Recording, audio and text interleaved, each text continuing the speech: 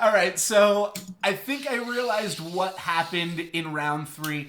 Basically, so like I should have cast my collected company after you had declared the Raging Ravine as an attacker, right? Like I should have which made is you attack with it and then cast collected company. So I which is think generally what happens there. yeah, and that's what always happens. So I actually did some sick mind game by because I cast it before you even declared your attacker. We just both thought that attackers had already been declared.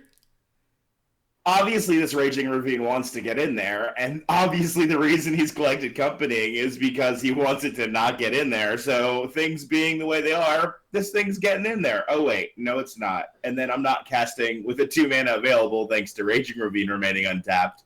The Dark Confidant I had drawn for turn. Yeah, you had that a turn earlier because we saw that the following turn. But yeah, you just kind of you're just like, all right, fuck it, this turn's done. This turn's done. All right, let's hop into round 4 or game 4. Yeah, It game says round 4 4. on the screen, but I meant to say round 4 or game I'll 4. be on the play here. Righto.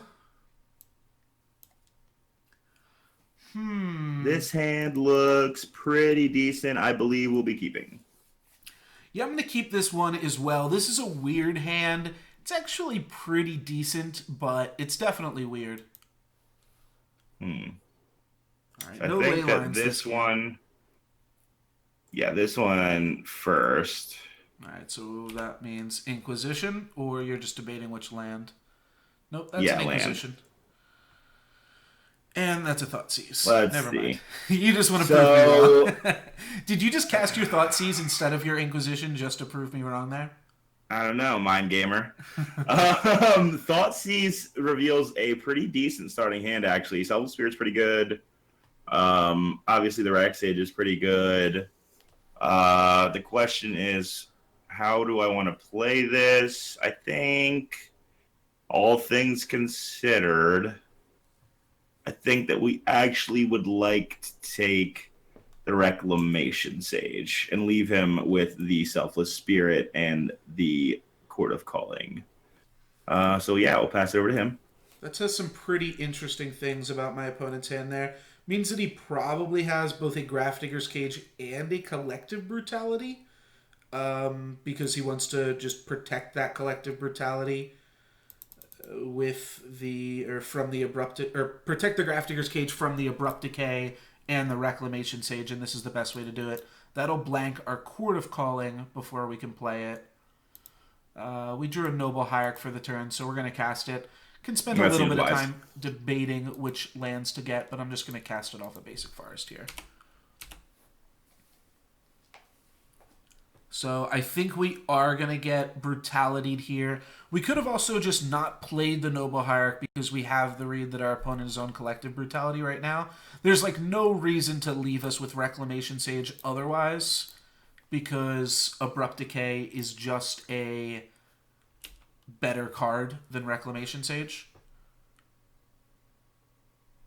So we did give him the opportunity to escalate that here.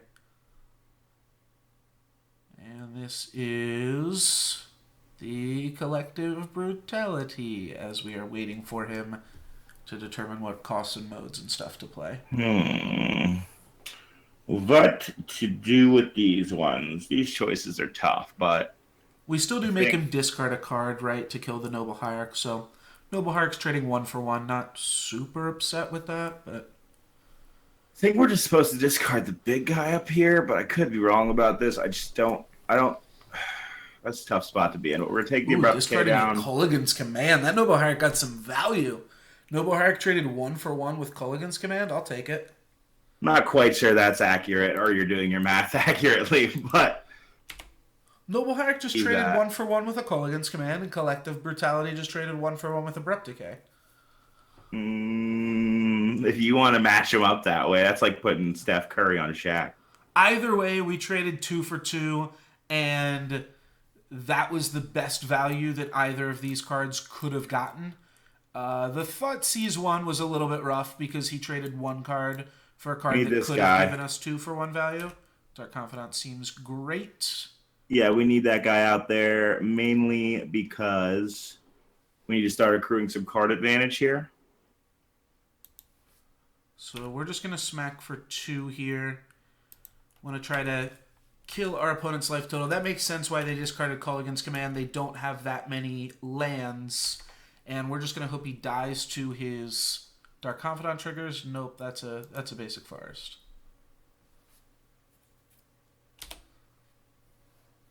Alright, now we take some damage back.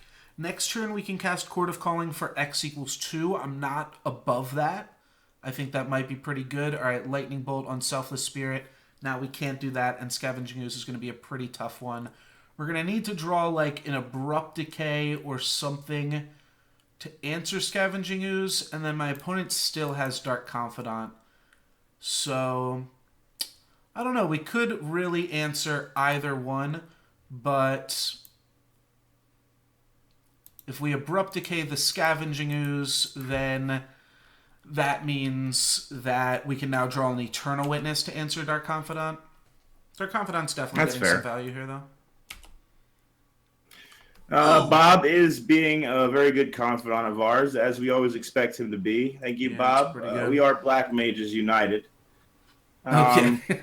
Getting our 2 damage into 15, starting to chip away a little bit, but we need a real clock. Probably something like Tarmogoyf would be good. Take out the CoCo that we know is left over. Throw down the Tarmogoyf, pass it right back over to the opponent. Really interesting that you did not have a Grafdigger's Cage in any of this mess. That's correct, I did not. But I'm glad that I made you believe with my lines of play that I did, because that way I could force you into making some plays differently had you had the opportunity to. Yeah, I don't know. I don't think that Kitchen Finks is as good as you want it to be. That still seems pretty solid to me. It's not the worst draw, but it is more medium than it usually is. I don't think our mana matters too much here. Just grab an Overgrown Tomb. All right, opponent's empty-handed now. We've got an active Bob. It's kind of where we want to be as Jund, so all we got to do is continue to flip lands and keep drawing real spells. We want to draw Gavany Township, Collected Company, and have our opponent not hit Grafdigger's Cage. So, as long as he doesn't cage us, I'm feeling pretty decent about the deck. Dark Confidant's been absolutely insane. Even if you hit like a huge card here. Alright, so he's kind of throwing away some of that card advantage. I'll take 4, go down to 14. Seems fine. And then another Scavenging Ooze? No, another Tarmogoyf. And our opponent's hellbound. Okay. Seems quite fantastic. I think we want to get this guy out of Lightning Bolt range. And ooh, that's a good draw. We can do that. We're going to take out... The thing is, though, we can't take out... How many sorceries are there? Nah, there's 3 sorceries, 3 instants. Okay.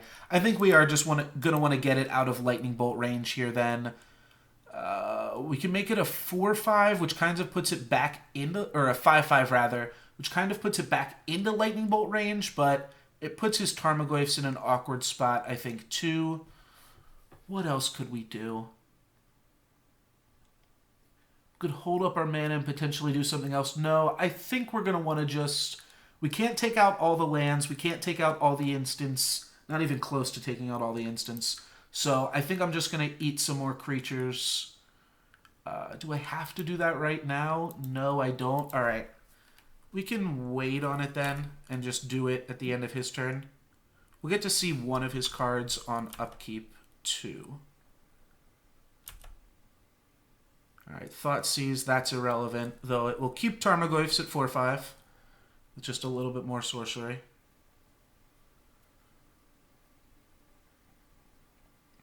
If he decides to cast it. I don't think you're going to cast it here, though, right?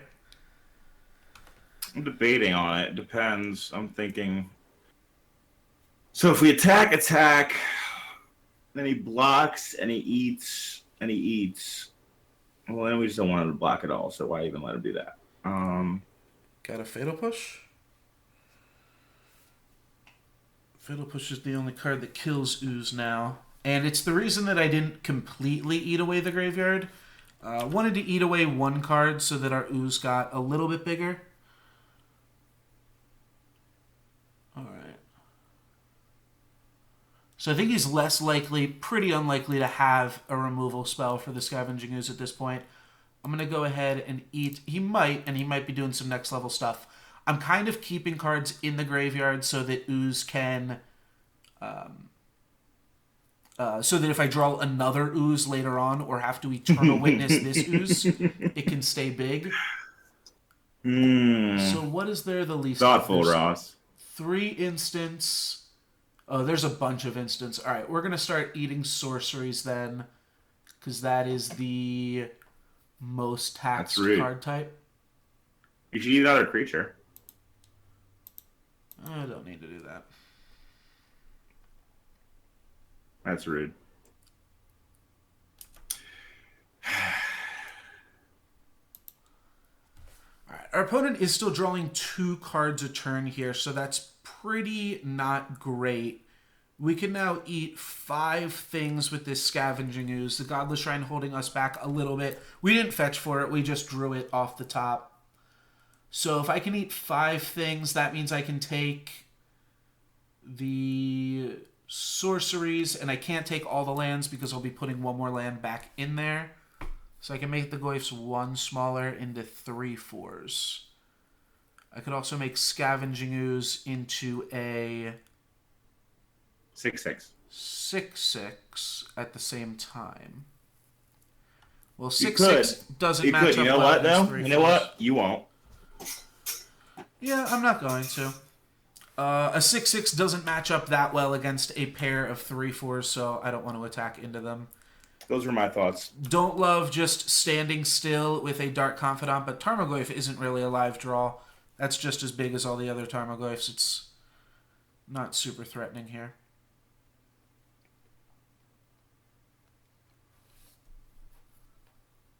Alright, Tarmogoyf plus Blooming Marsh. We know my opponent has Thoughtseize, plus a card that they didn't cast last turn as well. So, yeah, I feel kind of okay about this. We are going to just start exiling my opponent's graveyard. I'm going to go and grab a basic forest, and we're going to start eating away here.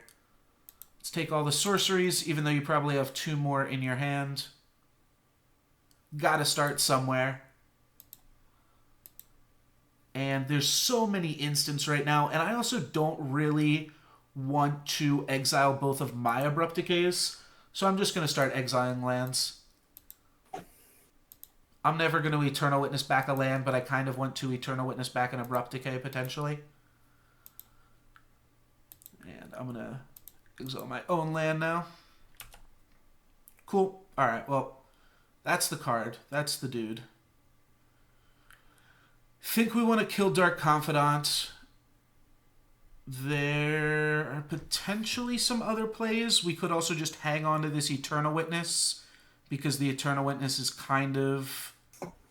Or, I'm sorry, hang on to this... Yeah, hang on to this Eternal Witness because this... Hang on to this Eternal Witness that you clearly just drew. Well, no, I did mean to say that, actually. Hang on to the Eternal Witness because it'll let us buy back the Scavenging Ooze if they kill it at some point after this. If we kill it.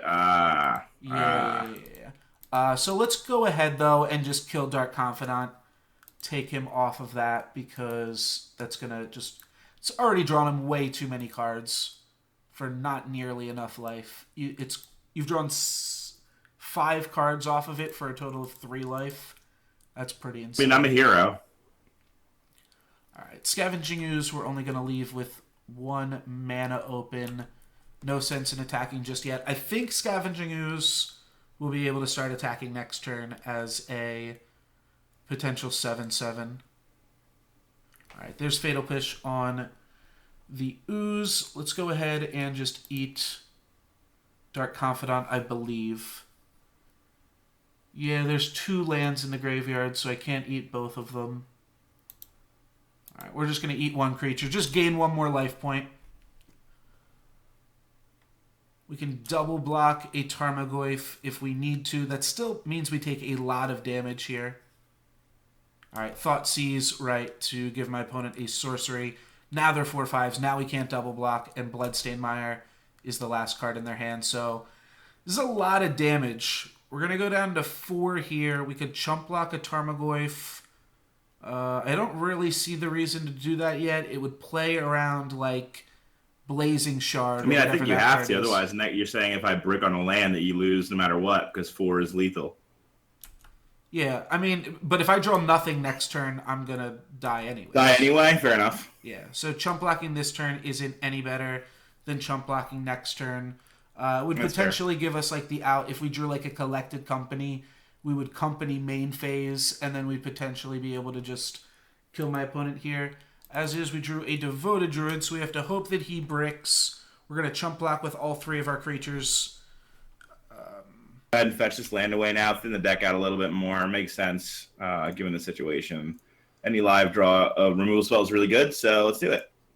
Seems good. It now means you can't Fatal Push our relevant creatures. I suppose he has to triple jump, so this is also fine. Yeah. Because we're in a position where a Fatal Push is like already lethal, it doesn't matter that you turned off your Fatal Push by cracking your fetch land, but well, I think we have a name for some other lands. I think we have a name for this game, Lux. Is that a Scavenging Ooze? Scavenging Ooze and Grafting Cage. Okay. Oops, all goys. We can still win this one if we, right? If what do you draw? How do you? What is your out to this? Honestly, I think if we CoCo into, just into like Kitchen Finks Eternal Witness. I guess Eternal Witness buys you back a creature that you can cast then, but no, it just gets me an Abrupt Decay. Gets me an Abrupt Decay, and then I go to 6.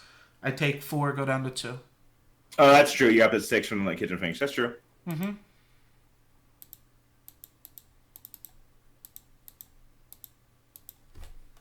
Ah, of course. All right, not quite. Didn't quite get there. Splitting these sideboard of games. We've got one more game, and that's going to be the decider. There's the Blazing Volley. That would have been pretty good at any point this game, too. I was going to say, that would have been pretty good at a lot of shots. This game was still pretty close. Maybe I could have hung on to the Eternal Witness. I was thinking that when you mentioned that line, personally, I think you should have. I thought to myself, that's actually wicked smart because, yeah, sure, you can go in there and start to kind of rebuy things like kill the Dark Confidant. Yeah, but honestly, Bob drew me a bunch of discard spells and lands. Like, I saw a single removal spell over the course of 4 Bob turns. The reason that I did it is because, so if I hang on to the Eternal Witness, then you're getting 2 draw steps a turn to try to find the answer to Scavenging Ooze. And if I kill the Dark Confidant, you only get 1 draw step a turn. So you happen. Oh, you know what? Actually, now that you mention it, you're right, Lux, because you had you were privy to the information because of Bob to the Thoughtseize that I had in my hand, so you couldn't even afford to keep the Witness. That's true. If I had kept Eternal Witness, you would have just Thoughtseized it. Thoughtseized it away, exactly. That would have given literal value to my valueless draw. No, so that was actually correct of you to do. Not the reason that I did it, but we evened it up for game number 5. So see you back for game number 5, everybody. Sweet.